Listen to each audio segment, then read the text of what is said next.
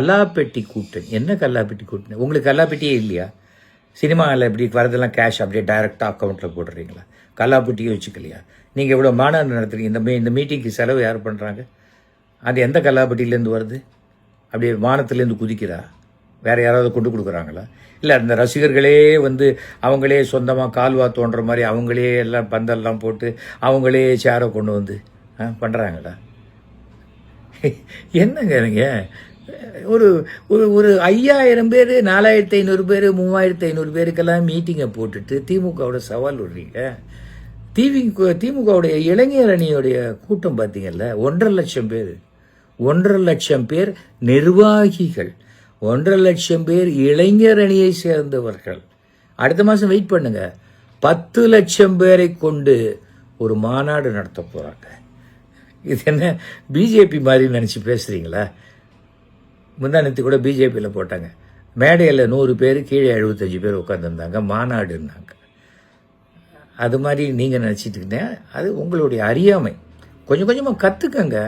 அதாவது நீங்களே வாரத்துக்கு ஒரு நாள் கூட வர்றது கிடையாது. 15 நாளைக்கு ஒரு தடவை, அமாவாசை மாதிரி பௌர்ணமி மாதிரி அப்படி ஒரு 15 நாளைக்கு ஒரு தடவை, 2 மாதத்துக்கு ஒரு தடவை வரீங்க. என்ன பண்ணுறது? ஒட்டு மொத்தமாக எல்லாரும் உங்களை எதிர்க்கிறாங்க. உங்களை சில பேர் ஒரு தூசி மாதிரி நினைக்கிறாங்க.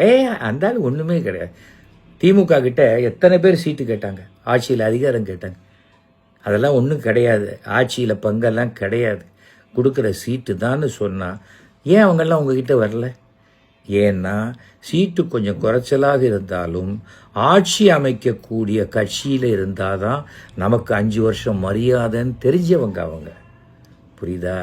இது ராகுல் காந்தி உள்பட சில கட்சியில் இருப்பாங்க. அந்த கட்சியிலேயே அவனுக்கு மரியாதை இல்லாத போது இந்த கட்சியை எப்படி உடைக்கலாம், இங்கேருந்து எப்படி வெளில போனால் நமக்கு ஆதாயம் கிடைக்கும்னு சில கருங்காலிகள் நினைக்கலாம். ஆனால் அந்த கருங்காலிகள் பேச்செல்லாம் நீங்கள் சீரியஸாக நினச்சிக்கிட்டு எப்படிங்க சரியாக வரும்? நீங்கள் சொல்லுங்கள். ஒரு செங்கோட்டியன் அவர் மனசுக்குள்ளேயே வாழ்நாளில் நாம் செஞ்ச மிகப்பெரிய தவறு அப்படின்னு உணரக்கூடிய காலகட்டம் வரும். ஏன் ஓபிஎஸ் எடுத்துக்கங்க, தனிப்பட்ட நபராகத்தானே அவர் இருக்கார். அவர் பின்னாடியும் ஒரு கம்யூனிட்டி, மறவர் கம்யூனிட்டி அவருக்கு பின்னாடி எல்லாம் இருக்குது. ஏன் அவர் வரல? உங்களை ஏன் வரல? சசிகலா கூட உங்களோட வந்துடுவேன் அப்படிங்கிறாங்களே வழியா வரமாட்டாங்க. எப்படி வருவாங்க உங்களை நம்பி? இன்றைக்கி ஒரு நாள் ஷால் போத்துவீங்க, அப்புறம் உங்களை பார்க்கவே முடியாத. அப்புறம் உங்களை பார்க்கணுன்னா தெரி படம் பார்க்குறதா, கில்லி படம் பார்க்குறதா, அதை பார்த்து அதோட நம்ம பேசிகிட்டு இருக்கிறதா?